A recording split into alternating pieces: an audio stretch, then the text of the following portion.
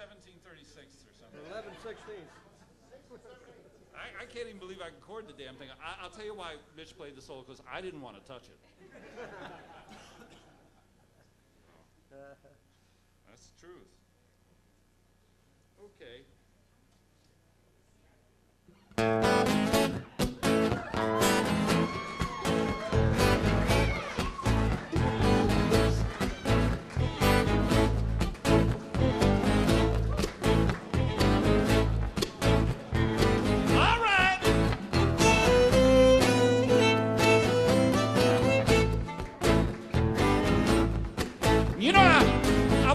Carnival a few years ago.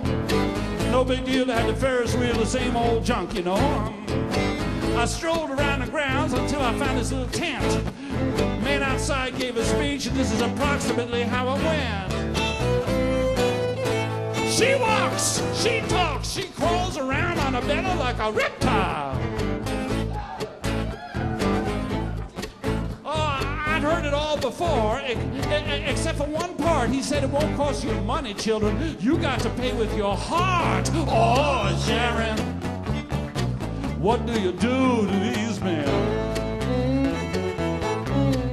You know the same rowdy crowd that was here last night is back again.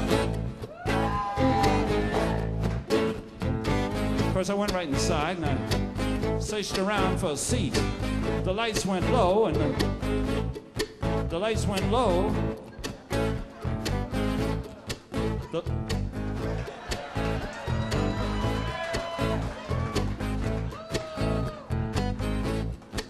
And the drum played a beat.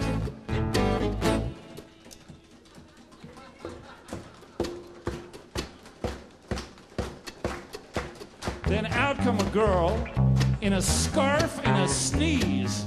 She did a little dance that made me strong between my knees. I mean, the woman moved just as though her back had no bone, whilst the ensemble performed a concertina entitled The Main Street Moan. It went something like this.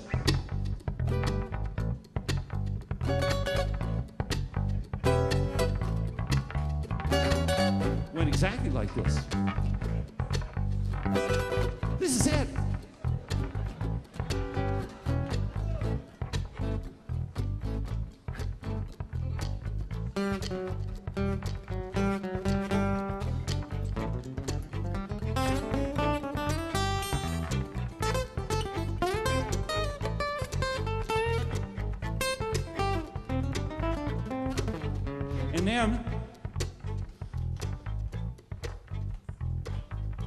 And then she went like this. She went.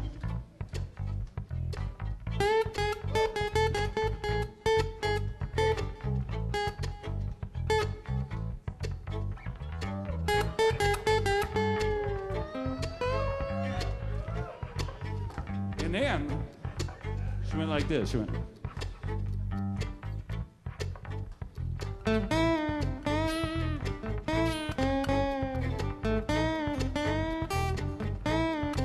She went.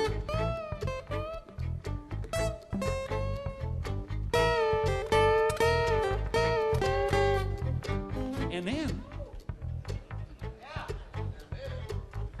she got up on her little tippy toes. And she had itty bitty feet. And she proceeded to entrechat, pas de deux, and dosito across the stage like this.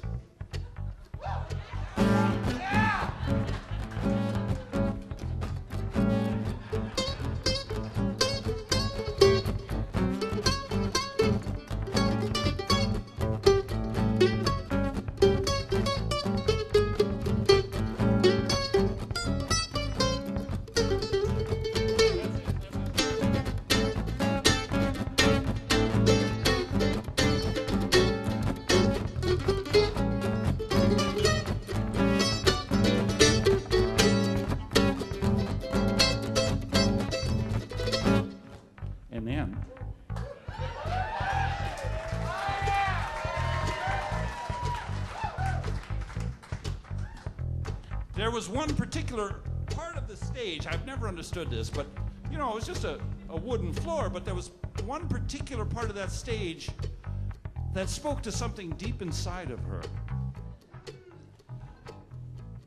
And she stood rooted on that spot until she didn't stand any longer. It was the first time in my life I ever wanted to be a floor. She went like this, she went.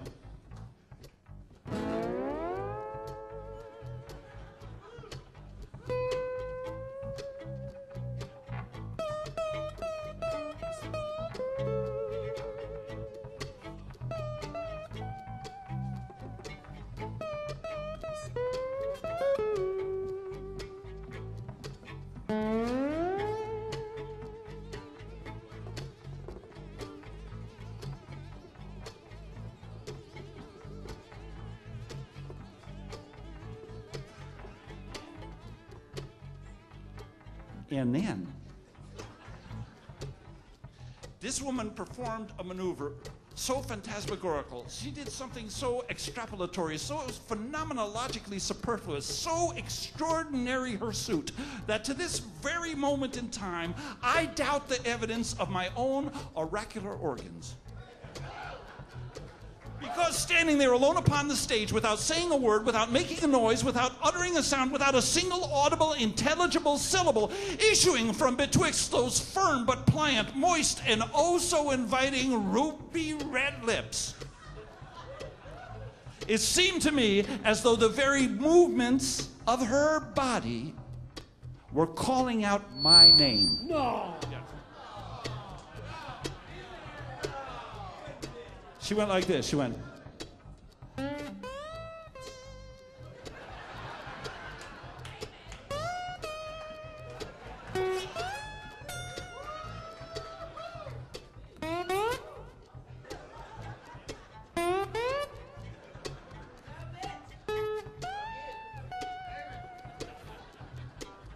What? What? You want a what? Me? You don't really mean what? Right now?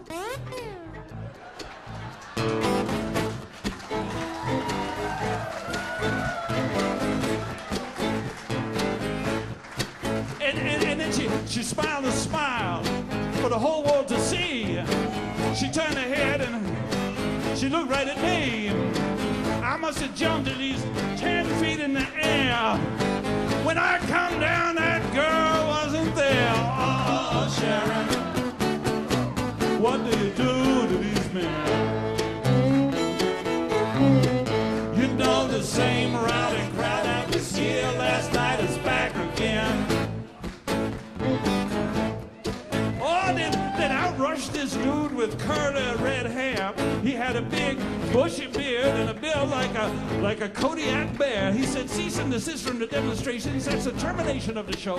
If you wish to respirate in a continuous fashion, you better turn your ass around and go. I didn't hang out. I went straight to the door. But on my way through, I heard that big bear roar. Oh, Sharon. He said, Sharon, what do you do to these men? You know the same rowdy crowd that was here last night is back again. Yeah.